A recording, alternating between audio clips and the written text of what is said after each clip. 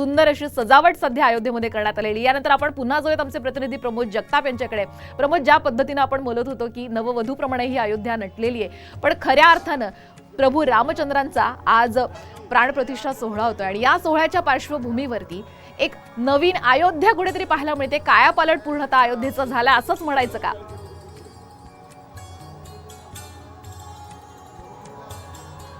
अगदी श्वेता, अक्षयने जसं सांगितलं आता की राम मंदिराचा परिसर कसा भक्तिमय वातावरणामध्ये न्हावून निघाल्याचं बघायला मिळतंय। आकर्षक फुलांची सजावट आणि तो सर्व परिसर अक्षयने दाखवला। पण मी ज्या परिसरामध्ये उभा आहे तो परिसर लता मंगेशकर चौक आहे आणि आपण जर बघितलं तर माध्यमांसाठी खरं तर पोलिसांची सिक्युरिटी आहे ती या ठिकाणी वाढवण्यात आलेली आहे। आपण बघू शकतो की कशा पद्धतीनं या ठिकाणं पोलिसांचा मोठा बंदोबस्त जो आहे तो तैनात करण्यात आला। इथून देखील आता माध्यमांच्या प्रतिनिधींना देखील इथून बाहेर हटवण्यात आलेला आहे श्वेता, कारण हा परिसर जो आहे तो संपूर्ण एसपीजीने ताब्यात घेतलेला आहे। कारण ही विशेष सुरक्षा जी आहे ती आहे, कारण मोठे मोठे VIP जे आहेत ते या ठिकाणी येत आहेत आणि त्या अनुषंगाने आपण बघितलं तर पोलिसांनी सर्व माध्यमकर्मींना या ठिकाणाहून पोलीस बाजूला काढतानाचं चित्र आपल्याला बघायला मिळतं श्वेता।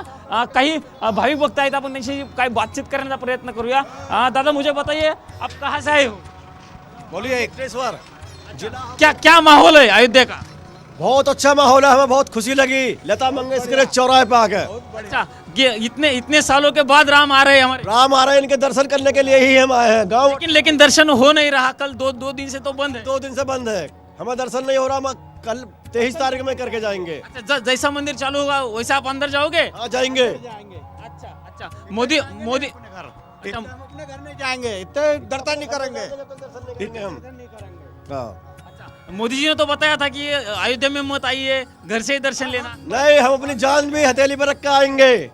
अच्छा, लेकिन यहाँ का माहौल क्या बता रहा है? बहुत बढ़िया माहौल है, बहुत बढ़िया माहौल। हाँ, बहुत बढ़िया कर रखा है, आनंद आ रहे हैं। आपण बघू शकतो श्वेता कशा पद्धतीनं हा माहोल आहे, कारण खरं तर भाविक भक्त आहेत त्यांना येता येत नाहीये। पण ज्या पद्धतीनं आपण बघतोय की इथपर्यंत लता मंगेशकर चौकापर्यंत खरं तर त्यांना एंट्री दिलेली आहे। असं असताना पण आता सगळ्या भाविकांना बाहेर काढतायत इथून, पण जिथपर्यंत जाता येते तिथपर्यंत हे भाविक जात आहेत आणि जोपर्यंत आमचं दर्शन होत नाही तोपर्यंत आम्ही अयोध्या सोडणार नाही, अशा भावना ज्या आहेत त्या भाविकांनी व्यक्त केल्याचं आपल्याला बघायला मिळतं। श्वेता, नक्कीच धन्यवाद प्रमोद आणि धन्यवाद अक्षय। आम्ही तुमच्याकडनं वेळोवेळी अपडेट्स घेणार आहोतच। खरं तर प्रभू रामलल्ला यांचं दर्शन हे आज प्रत्यक्षात जरी होणार नसलं तरी हा ऐतिहासिक दिवस हा अयोध्येमध्ये अनुभवण्याचा प्रयत्न हे भाविक करतात। अयोध्येतील सोहळ्याचा पुण्यात सुद्धा उत्साह दिसून येत आहे। पुण्यातील दगडूशेठ गणपती मंदिरामध्ये आकर्षक सजावट करण्यात आलेली आहे। मंदिरासमोर फुलांनी जय श्रीराम असं लिहिण्यात आलेलं आहे, तर फुलांमध्येच अयोध्यामधील श्रीराम मंदिर आणि भगवान श्रीराम, सीता, लक्ष्मण, हनुमान यांची चित्र सुद्धा इथे काढण्यात आलेली आहेत आणि याचाच आढावा घेतलेला आहे आमचे प्रतिनिधी सचिन जाधव यांनी। आज मोठ्या आनंदात आणि उत्साहात रामलल्लाची प्राणप्रतिष्ठापना अयोध्येमध्ये होणार आहे। त्या पार्श्वभूमीवर त्याचा उत्साह आणि आनंद आपल्याला देशभर पाहायला मिळतोय।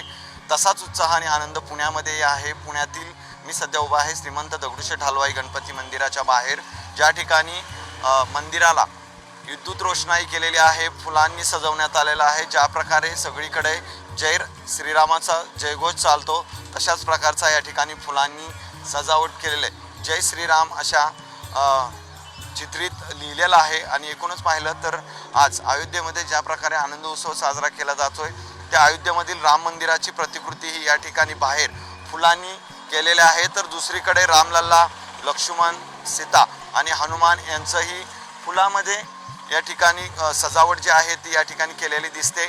मोठा आनंद आहे, उत्साह आहे। आज दिवसभर श्रीमंत दगडूशेठ हलवाई गणपतीमध्ये वेगवेगळे कार्यक्रम जे आहेत ते होणार आहेत। भाविकांनी आज सकाळपासून मोठी गर्दी केली, त्यामुळे अयोध्येमध्ये राम मंदिर होतं याचा आनंद आणि उत्साह सर्वच ठिकाणी आपल्याला पुण्यामध्ये पाहायला मिळतोय। कॅमेरामन सुमितसह सचिन जाधव, साम TV न्यूज, पुणे। असंख्य भारतीयांचं श्रद्धास्थान असणाऱ्या आणि एक प्रेरणास्थान असणाऱ्या प्रभू रामलल्ला याच्या दर्शनाची आज प्रत्येक भारतीयाला आहे। आता याच रामाच्या मूर्तीची वैशिष्ट्य नेमकी काय आहेत पाहूयात ग्राफिक्सच्या माध्यमातून। प्रभू श्रीराम यांच्या मूर्तीवरती गदा आहे, स्वस्तिक आहे, चक्र आहे, शंख आहे, ओम आहे आणि भगवान विष्णूचे 10 अवतार यांची प्रतिमा सुद्धा प्रभू श्रीराम यांच्या मूर्तीवरती साकारण्यात आल्याचं आपण पाहतोय। मत्स्यकूर्म, वराह, नरसिंह, वामन, परशुराम, राम, कृष्ण, बुद्ध, कल्की हे 10 विष्णूचे अवतार या मूर्तीवरती साकारण्यात आलेले आहेत।